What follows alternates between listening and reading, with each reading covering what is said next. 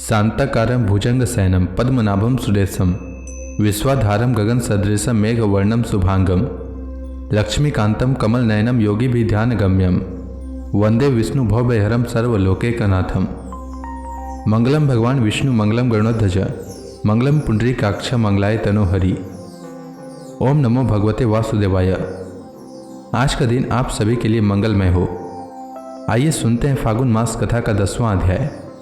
श्री मैत्रेय जी आगे कहते हैं, ध्रुव के पितामह स्वयंभू मनु ने देखा कि विचित्र रथ पर चढ़े हुए ध्रुव अनेकों निरपराध यक्षों को मार रहे हैं, तो उन्हें उनके ऊपर बहुत दया आई।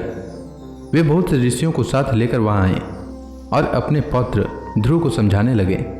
मनु जी ने कहा, बेटा बस अधिक क्रोध करना ठीक नहीं।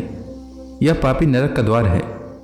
इसके वशीभूत होकर तुमने इन निरपराध यक्षों का वध किया है। तुम जो निर्दोष यक्षों के संहार पर उतर रहे हो, यह हमारे कुल के योग्य कर्म नहीं है। साधु पुरुष इसकी बड़ी निंदा करते हैं। बेटा, तुम्हारा अपने भाई पर बड़ा अनुराग था, यह तो ठीक है, परंतु देखो, उसके वध से संतप्त होकर तुमने एक यक्ष के अपराध करने पर प्रसंगवश कितनों की हत्या कर डाली। इस जड़ शरीर को ही आत्मा मानकर इसके लिए पशुओं की भांति प्राणियों की हिंसा करना, यह भगवत सेवी साधु जनों का मार्ग नहीं है।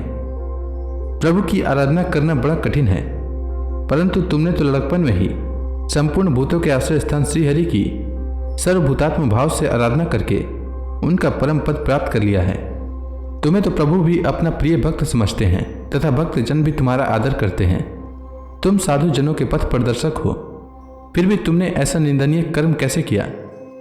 सर्वात्मा श्रीहरि तो अपने से बड़े पुरुषों के प्रति सहनशीलता, छोटों के प्रति दया, बराबर वालों के साथ मित्रता और समस्त जीवों के साथ समता का बर्ताव करने से ही प्रसन्न होते हैं।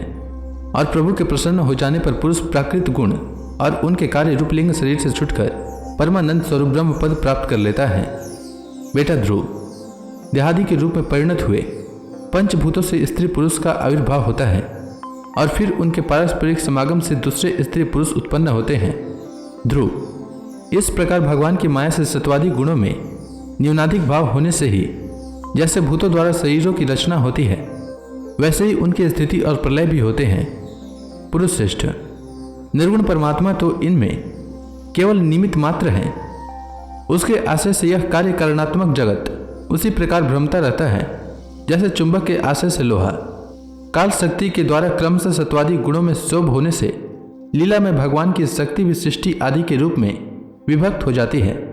अतः भगवान अकर्ता होकर भी जगत की रचना करते हैं और संहार करने वाले न होकर भी इसका संहार करते हैं। सचमुच उन अनंत प्रभु की लीला सर्वथा अचिंतनीय है। ध्रुव, वे कार्य स्वरूप अव्यय परमात्मा ही स्वयं अंत रहित होकर भी जगत का अंत करने वाले हैं तथा अनादि होकर भी सबके आदि करता है। वे ही एक जीव से दूसरे जीव को उत्पन्न कर संसार की सृष्टि करते हैं तथा मृत्यु के द्वारा मरने वाले को भी मरवाकर उसका संहार करते हैं। वे काल भगवान संपूर्ण सृष्टि में समान रूप से अनुप्रविष्ट हैं। उनका न तो कोई मित्र पक्ष है और न शत्रु पक्ष है। जैसे वायु के चलने पर धूल उसके साथ साथ उड़ती है, उसी प्रकार समस्त जीव अपने अपने कर्मों के अधीन होकर काल की गति का अनुसरण करते हैं। अपने अपने कर्मानुसार सुख दुख आदि फल भोगते हैं। सर्वसमर्थ श्रीहरि कर्म बंधन में बंधे हुए जीव की आयु की वृद्धि और क्षय का विधान करते हैं, परंतु वे स्वयं इन दोनों से रहित और अपने स्वरूप में स्थित हैं। राजन, इन परमात्मा को ही मीमांसक लोग कर्म, चार्वक स्वभाव, वैश्विक मतावलंबी काल, ज्योतिष देव और काम शास्त्री काम कहते हैं। वे किसी भी इंद्रिय या प्राण के विषय नहीं हैं। मदादि अनेक शक्तियां भी उन्हीं से प्रकट हुई है। वे क्या करना चाहते हैं, इस बात को भी संसार में कोई नहीं जानता। फिर अपने मूल कारण उन प्रभु को तो जान ही कौन सकता है। बेटा, एक कुबेर के अनुचर तुम्हारे भाई को मारने वाले नहीं हैं, क्योंकि मनुष्य के जन्म मरण का वास्तविक कारण तो ईश्वर है। एकमात्र वही संसार को रचता, पालता और नष्ट करता है, किंतु अहंकार शून्य होने के कारण इसके गुण और कर्मों से वह सदा निर्लेप रहता है। वे संपूर्ण प्राणियों के अंतरात्मा, नियंता और रक्षा करने वाले प्रभु ही अपनी माया शक्ति से युक्त होकर समस्त जीवों का सृजन, पालन और संहार करते हैं। जिस प्रकार नाक में नकेल पड़े हुए बैल अपने मालिक का बोझ ढोते रहते हैं, उसी प्रकार जगत की रचना करने वाले ब्रह्मादि भी नाम रूप डोरी से बंधे हुए उन्हीं का आज्ञा का पालन करते हैं। वे अभक्तों के लिए मृत्यु रूप और भक्तों के लिए अमृत रूप हैं तथा संसार की एकमात्र आश्रय हैं। तात तुम सब प्रकार उन्हीं परमात्मा की शरण लो। तुम 5 वर्ष की अवस्था में अपनी सौतेली माता के वाक बाणों से मर्माहत होकर माँ की गोद छोड़कर वन को चले गए थे। वहां तपस्या द्वारा जिन ऋषिकेश भगवान की आराधना करके तुमने त्रिलोकी से ऊपर ध्रुव पद प्राप्त किया है और जो तुम्हारे वैर भावहीन सरल हृदय में वात्सल्यवश विशेष रूप से विराजमान हुए थे, उन निर्गुण अद्वितीय अविनाशी और नित्य युक्त परमात्मा को अध्यात्म दृष्टि से अपने अंतःकरण में ढूंढो। उनमें यह भेदभाव में प्रपंच न होने पर भी प्रतीत हो रहा है। ऐसा करने से सर्वशक्ति संपन्न परमानंद स्वरूप सर्वांतर्यामी भगवान अनंत में तुम्हारी सुदृढ़ भक्ति होगी और उसके प्रभाव से तुम मैं मेरे पन के रूप में दृढ़ हुई अविद्या की गांठ को काट डालोगे। राजन, जिस प्रकार औषधि से रोग शांत किया जाता है, उसी प्रकार मैंने तुम्हें जो कुछ उपदेश दिया है उस पर विचार करके अपने क्रोध को शांत करो। क्रोध कल्याण मार्ग का बड़ा ही विरोधी है। भगवान तुम्हारा मंगल करे। क्रोध के वशीभूत हुए पुरुष से सभी लोगों को बड़ा भय होता है। इसलिए जो बुद्धिमान पुरुष ऐसा चाहता है कि मुझसे किसी भी प्राणी को भय न हो और मुझे भी किसी से भय न हो, उसे क्रोध के वश में कभी नहीं होना चाहिए।